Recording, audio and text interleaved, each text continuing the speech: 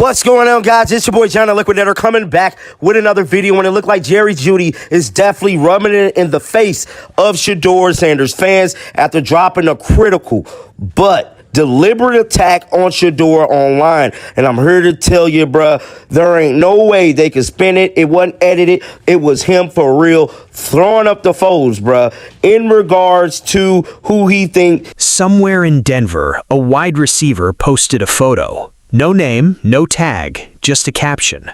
And within an hour, half the football world thought it was a message aimed straight at Shedeur Sanders. That's how fast things move around this kid. A caption, a camera angle, a single word in an interview. It doesn't matter how small the moment is anymore because every single thing Shedeur Sanders does, or doesn't do, gets turned into a headline within minutes. And that's the story we need to talk about today. Not just what's happening on the field, but what's happening around him, above him, and sometimes it feels like against him. Because this isn't really a story about a rookie quarterback trying to win a job. Not anymore. This is a story about pressure, about what it means to walk into a locker room where some people already decided who you are before you threw a single pass.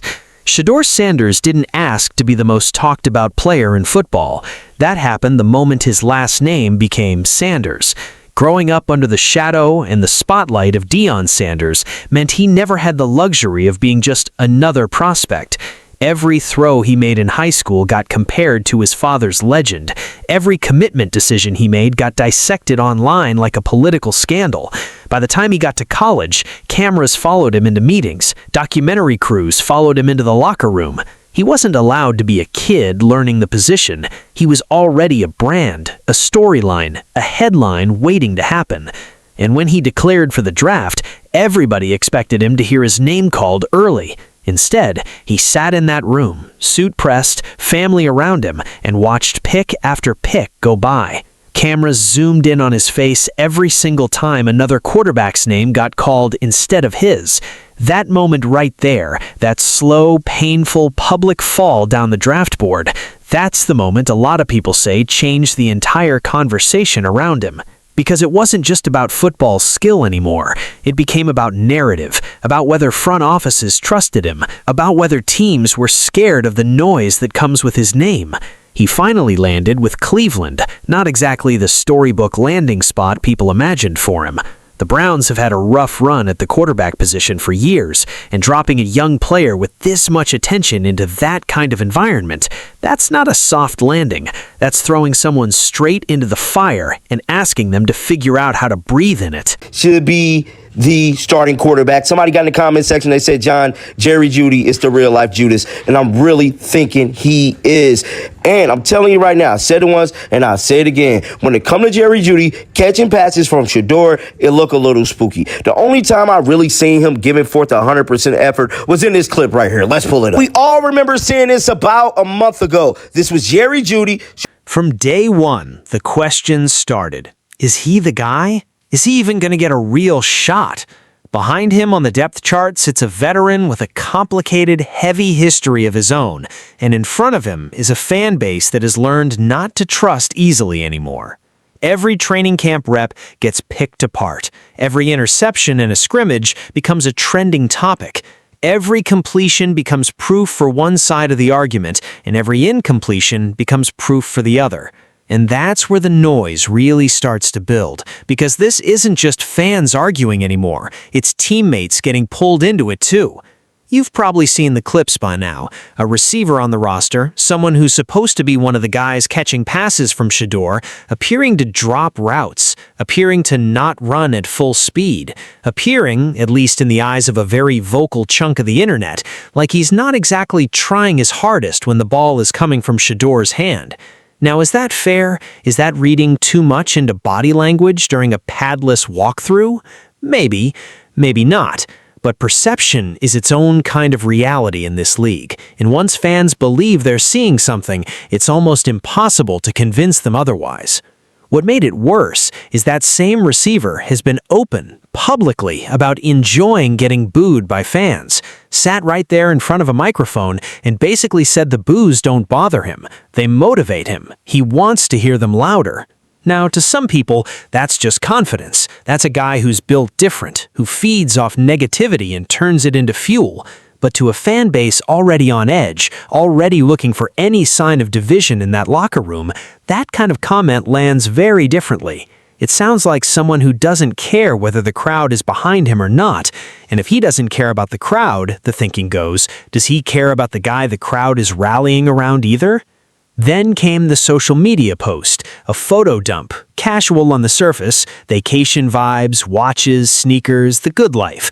But buried at the end of it all, a photo with that veteran quarterback competing for the same job Shedeur wants, flexing watches side by side, and the caption underneath it all read almost like a warning shot. They do the talking, I do the living. To some, that's just a guy enjoying his off-season and living his truth.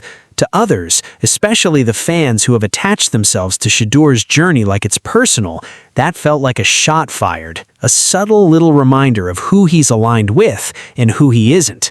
Is that fair to read that deep into an Instagram caption? Probably not.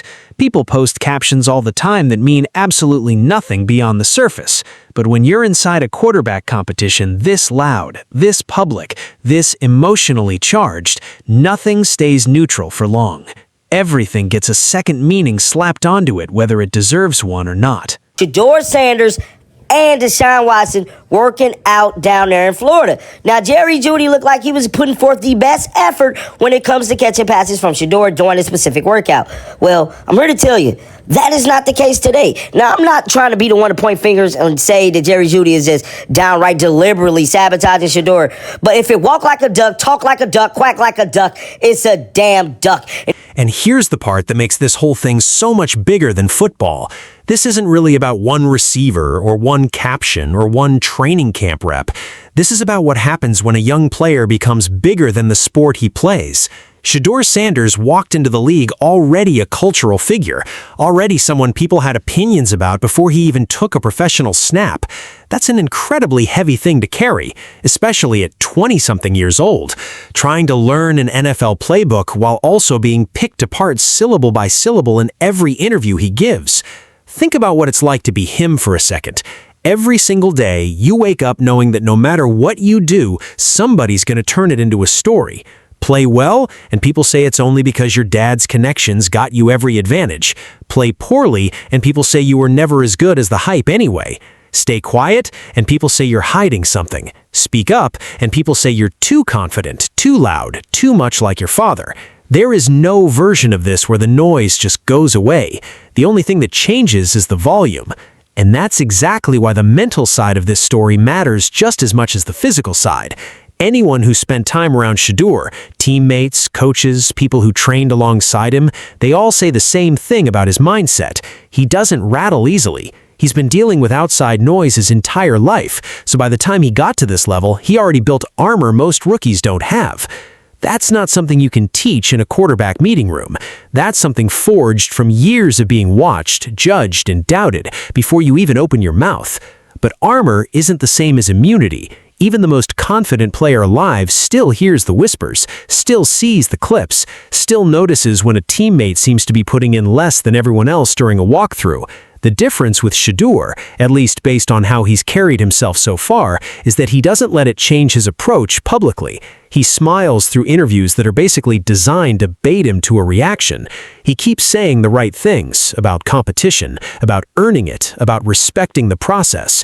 Whether that's genuine peace or a very well-trained poker face, honestly, maybe only he knows for sure. Now, here's where I need you to stick with me for a second, because this next part matters if you actually want to keep up with how fast this story keeps shifting. Hit that subscribe button right now, because this situation is moving week to week, sometimes day to day, and you do not want to miss what happens next in this locker room, because the turning point, if there really is one coming, isn't going to happen in a press conference. It's going to happen on Sundays. It's going to happen the moment Shedeur gets real live snaps in a real game that actually counts, against a real opposing defense that isn't holding back. That's when all this noise either gets silenced or gets even louder. That's the only stage where perception stops mattering and production takes over completely. And that's exactly what Jerry Jeudy is, man. I just got to be completely honest, man. And this is why fans be doing this to him. And he sit up there in interviews and say this. I heard it. I mean, that was a lot of moves, huh?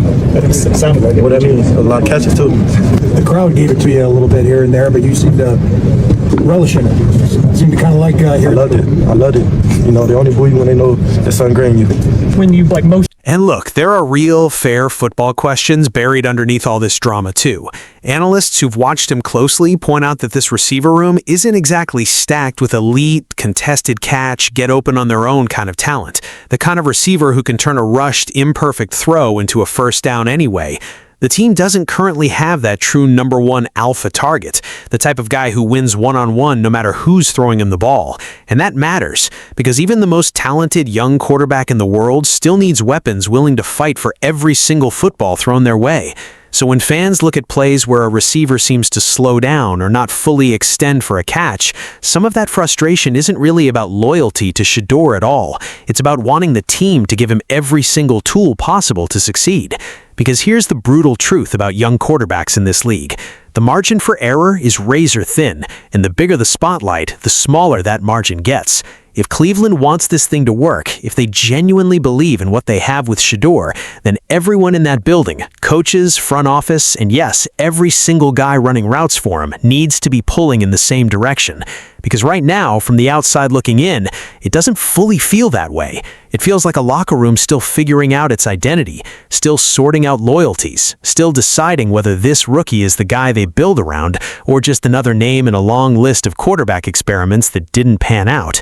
But here's what I keep coming back to. Shedeur Sanders has been counted out before, fell out of the first round in front of the entire world on live television, landed in a franchise with a complicated quarterback history, walked into a room where at least some of the noise around him has felt personal instead of professional, and through it all, he keeps showing up, keeps saying the right things, keeps putting in work nobody sees behind closed doors. Maybe that veteran quarterback wins the job for now. Maybe that receiver's route running was never actually about sending a message, and this whole thing gets overblown by cameras looking for a story where there isn't one. Or maybe, and this is the version a lot of fans are holding on to tightly, this entire season becomes the origin story. The chapter people look back on years from now and say that's when everything almost fell apart, and that's when he proved every single doubter wrong instead. Football has a way of humbling people who talk too early, and it has an even stronger way of rewarding people who stay quiet and simply put the work in. Shedeur Sanders has spent his whole life being watched. The next few months might finally be the moment the whole world stops arguing about the noise around him and starts talking about nothing except what he does with the football in his hand. Because at the end of the day, that's the only story that's ever really mattered. Taters of the video, and that is Jerry Jeudy calling out Shedeur Sanders fan base. Mr. Butterfingers himself took to Instagram a few hours ago to not only drop a crazy caption, but to also drop photos of him enjoying life. I told y'all, Jerry Jeudy don't give a damn about the fans. He just wanted them type of players. Now he captioned the post by saying this.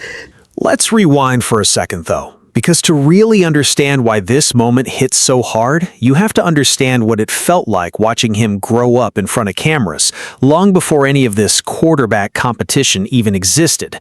This is a kid who learned to throw a football while being filmed for a docuseries. Most quarterbacks get to make their early mistakes in obscurity. Bad practices nobody remembers. Rough freshman year film that quietly disappears into the archives. Shedeur never got that privilege. Every stumble happened with a camera crew somewhere nearby ready to turn it into content. That changes a person. It either breaks you down completely, or it builds a kind of thick skin most 20-something-year-olds simply do not have yet. And you can see that thick skin now in how he handles reporters trying to bait him. Watch any press conference closely. Somebody always tries to get him to take the shot, to say something spicy about the depth chart, about the receiver situation, about whether he feels disrespected. And every single time he gives the same measured answer. Competition brings out the best in everybody. He's here to work. He respects the process. Some fans get frustrated by that. They want fire. They want him to defend himself publicly, to call things out the way outsiders are calling things out for him. But maybe that restraint is exactly the discipline that gets him through this. Maybe the kid who grew up under a microscope learned a long time ago that reacting in public rarely helps you win in private. Now let's talk about what actually happens on the practice field, because that's where this story gets its real fuel. Training camp reps are supposed to be low stakes, guys running routes at maybe 70–80% speed, working on timing more than anything else. But when a fan base is already primed to look for evidence of sabotage, even routine practice habits get turned into conspiracy theories. A receiver jogging back to the huddle instead of sprinting gets clipped, zoomed in on, and posted with a caption asking why he isn't trying. A dropped ball during a walkthrough becomes proof of a deeper problem, instead of just, well, a dropped ball during a walkthrough. Here's the thing though, sometimes fans are seeing something real. Body language does tell a story sometimes. Locker rooms do have real tension sometimes. Tension that never gets said out loud in a press conference, but shows up in tiny moments the cameras happen to catch. In other times, fans are simply seeing what they already expected to see, because once you believe a story, your brain starts finding evidence for it everywhere, whether that evidence is actually there or not. That's the tightrope Shedeur has to walk every single day. He can't control how his teammates run their routes. He can't control what they post on social media or what they say when a reporter sticks a microphone in their face after a game. All he can control is his own preparation, his own attitude, his own film study late at night after everybody else has gone home. And from everything people close to the program have said, that's exactly where he's putting his energy. Not into clapping back online, not into subtweets or vague captions of his own, into the playbook, into extra reps, into building trust with his coaches, one practice at a time. There's a version of this story that plays out the easy way. Shedeur gets buried on the depth chart, doesn't get a real opportunity, and 2 years from now, people write him off as another cautionary tale about hype outweighing production. That version exists. It's possible. Nothing in this league is guaranteed, and every single year, quarterbacks who looked like can't-miss prospects end up out of the league within a few seasons because of injuries, because of bad situations, because of 100 different factors nobody could have predicted. But there's another version too. The version where all of this noise, all of this drama, all of this manufactured beef and comment section warfare ends up being nothing more than background noise to a story about a young man who simply refused to let outside chaos define him. Where years from now, highlight reels show him standing tall in that Cleveland huddle, calling plays with total confidence, completely unbothered by whatever soap opera was playing out around him back in his rookie training camp. Where the only thing people remember about this era is that he stayed level-headed when everyone around him wanted him to explode. Football fans love drama. They love conflict. They love a good villain and a good hero. And right now, the internet has decided who's playing which role in this particular story. But real life rarely fits so neatly into those boxes. Maybe that receiver isn't sabotaging anybody. Maybe he's just a guy who's dealt with his own share of criticism and has genuinely learned to tune it all out, to the point where booing doesn't faze him anymore, for better or worse. Maybe that caption really was just about living life and had nothing to do with sending shots at anybody. Sometimes the internet needs a villain more than the situation actually has one. What we do know for certain is this. Shedeur Sanders is walking into one of the most scrutinized rookie seasons any quarterback has faced in years. Every practice rep, every interview answer, every social media post from a teammate is going to be examined under a microscope that most players never have to deal with in their entire careers, let alone in year one. That's an enormous amount of pressure to carry. And so far, based on everything we've seen, he's carrying it with a kind of composure that honestly should earn him more credit than he's getting. Because here's the truth nobody wants to say out loud in the middle of all this chaos. Being doubted your whole life doesn't just create pressure, it creates fuel. Every scout who passed on him in that draft room, every fan who says he only got here because of his last name, every headline questioning whether he belongs, all of it becomes something to prove wrong, one practice, one game, one season at a time. That's not a burden. For guys built the right way, that's motivation nobody else in the building has access to. So when the season actually kicks off, when the lights come on and the results start counting for real, all this noise about captions and route running speed and booze in an interview, it's going to fade into the background fast, because football has a brutal, beautiful way of cutting through everything that doesn't matter. Wins and losses don't care about Instagram captions. Completions and touchdowns don't care about comment section arguments. What happens on that field, under real pressure, against real opponents, that's the only thing that's ever going to settle this story for good. Until then, all we can do is watch, wait, and see if the kid who grew up with the whole world questioning him finally gets the one thing he's been chasing his entire career. Not attention, not headlines, just a real, fair chance to prove exactly who he is.